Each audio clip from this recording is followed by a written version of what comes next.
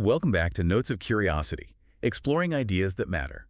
This time, we're tackling The Order of Time by Carlo Rovelli. Oh, an excellent choice. You might recognize Rovelli from his bestseller, 7 Brief Lessons on Physics.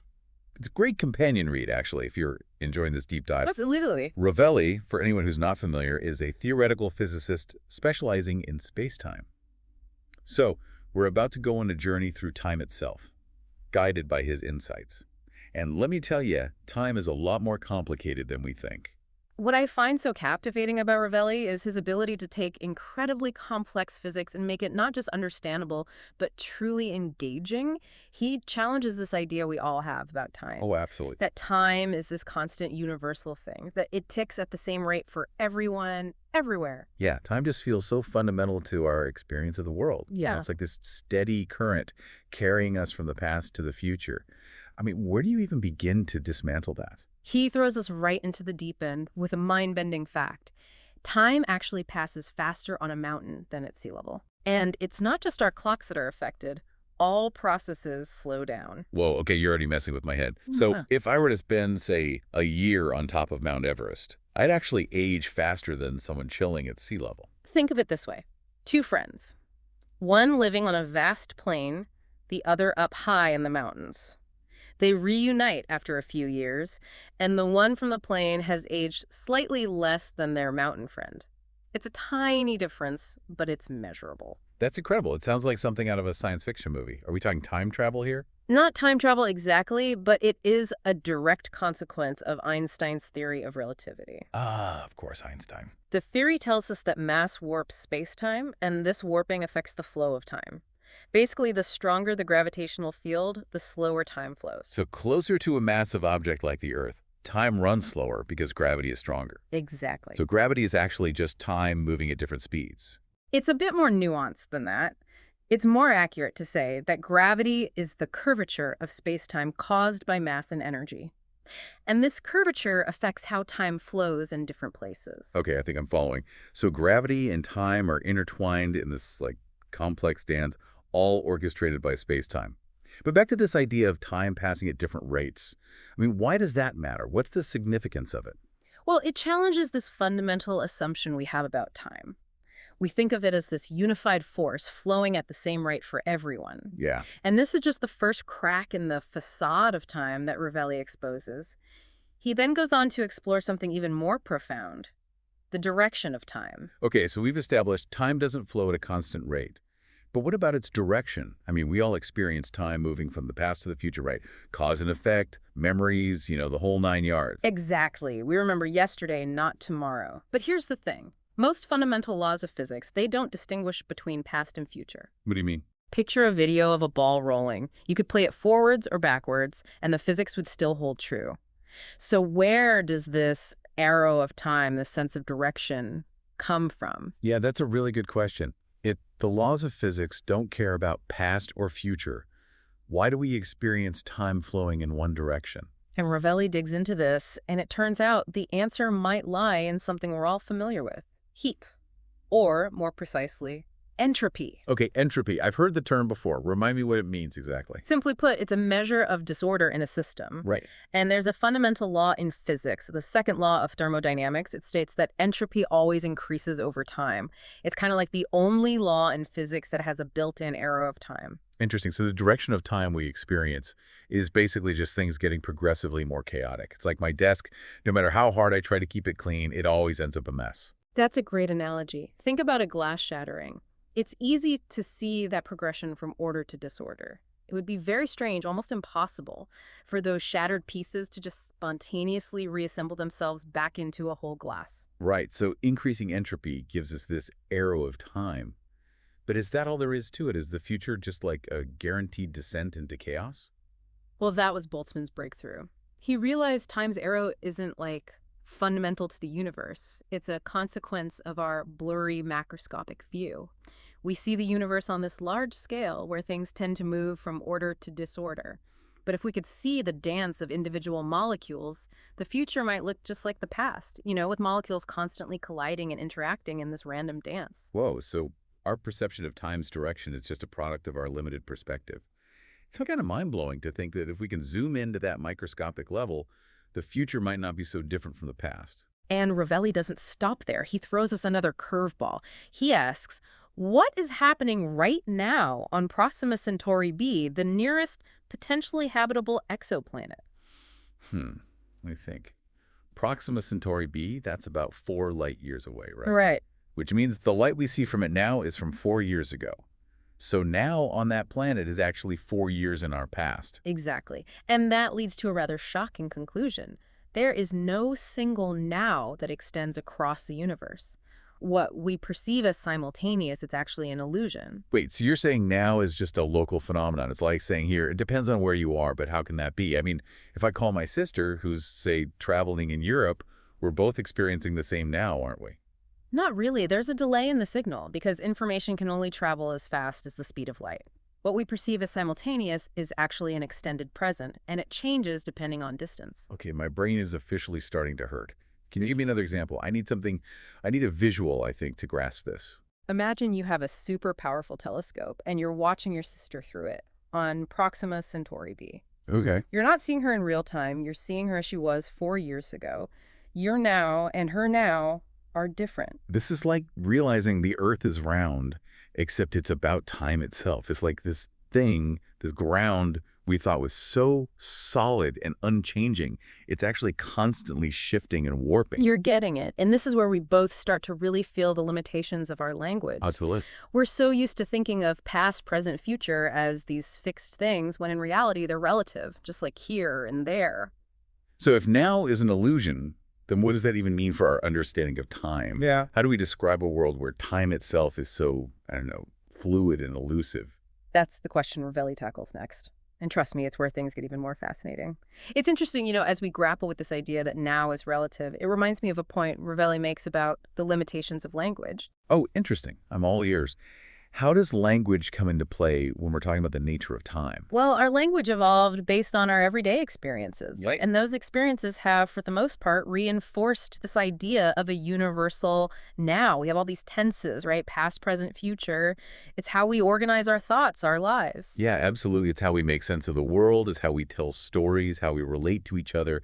But you're saying our language is actually holding us back from truly understanding time? It's not that our language is wrong, per se. It's just that it's based on a very limited macroscopic view of the universe. And as we delve deeper into physics, we're starting to see that this familiar way of talking about time, it might not be adequate to describe the reality we're uncovering. So then how do we even begin to describe a world where now is an illusion? It feels like we're trying to paint a picture with words that haven't been invented yet. Right. And Rovelli offers a solution. It involves a pretty radical shift in perspective. He suggests that we need to move away from thinking about the universe in terms of things and instead focus on events. Okay, I'm intrigued. Unpack that a bit more for me. Yeah. What's the difference between thinking in terms of things versus events?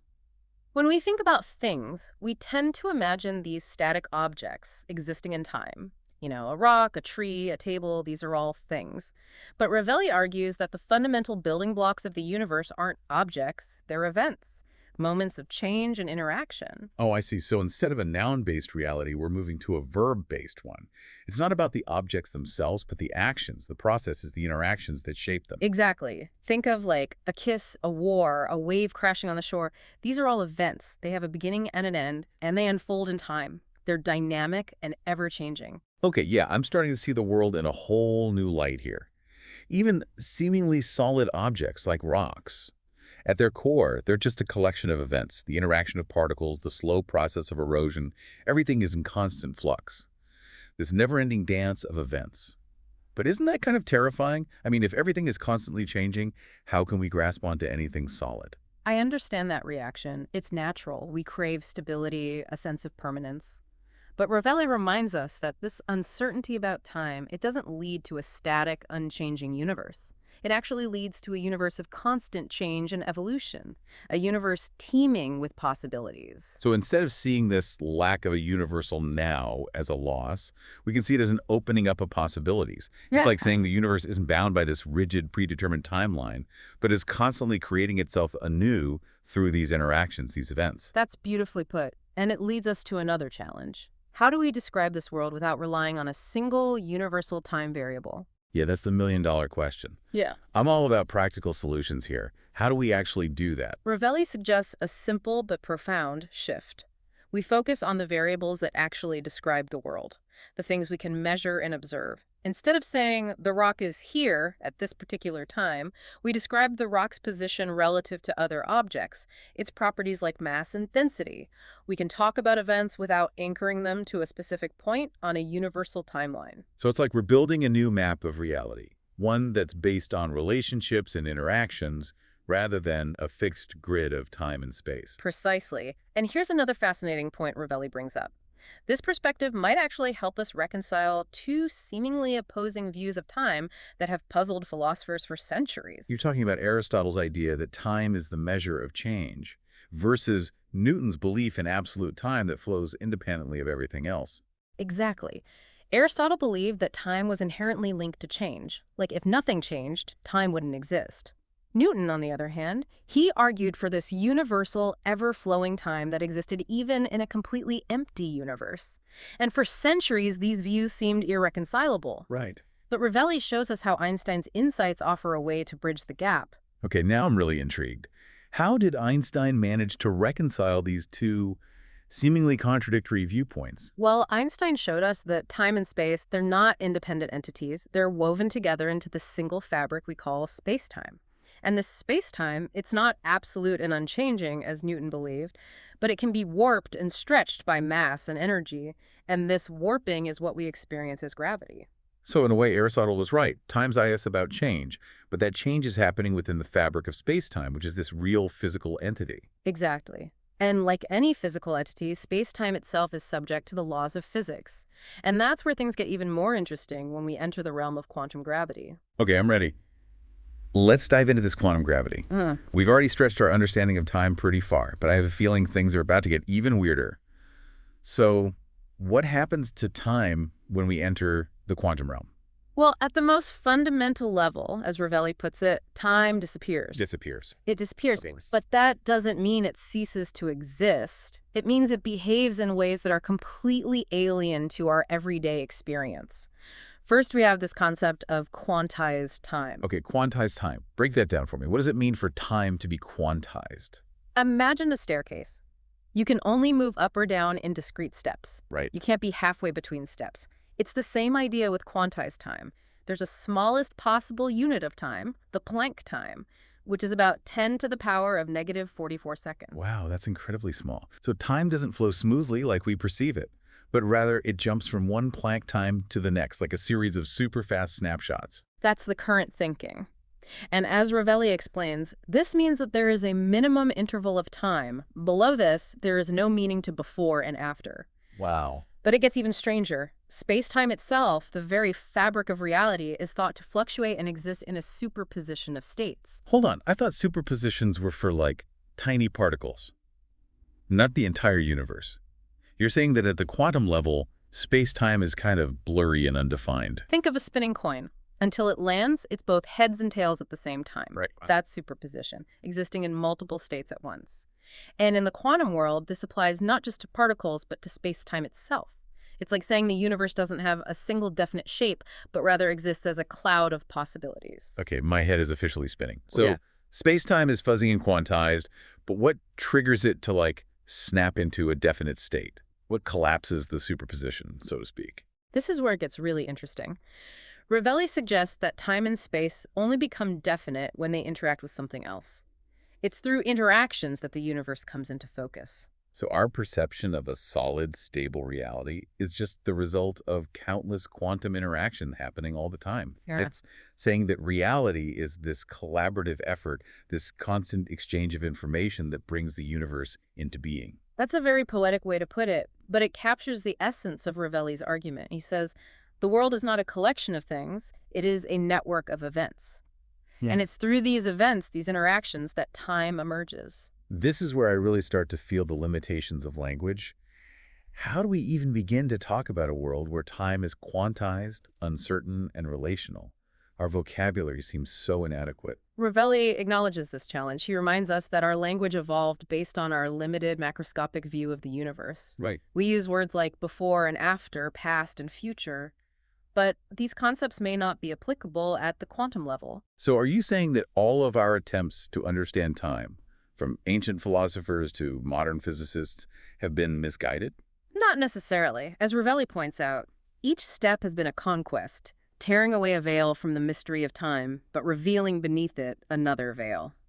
We've gone from thinking of time as an absolute universal river to seeing it as a warped relative fabric and now as this quantized fuzzy phenomenon that emerges from interactions. It's kind of a humbling realization, isn't it? We humans, we've built entire civilizations around our perception of time, and yet it might all be an illusion. Yeah, it's a big one to wrap your head around. But Ravelli emphasizes that this fact that time is not what we thought it was doesn't make the universe any less real or wondrous. That's a good point. It simply means that reality is far stranger and more fascinating than we ever imagined. This deep dive has definitely expanded my horizons, giving me a whole new perspective on time and reality. If time is an illusion, like Rovelli suggests, what would that mean for us, our place in the universe, our understanding of who we are? That's the ultimate question, isn't it? And I think it's one that each of us has to grapple with on our own. Rovelli doesn't offer any easy answers, but he does give us this powerful framework for thinking about these profound questions. Well said. Well, if you're as fascinated by these ideas as we are and want to explore further, I highly recommend checking out The Order of Time by Carlo Rovelli. It's a challenging read, but it's well worth the effort. I couldn't agree more. It's a book that stays with you long after you finish it. It really makes you question everything you thought you knew about time and the nature of reality. Thanks for joining us on this deep dive into The Order of Time. We'll catch you next time.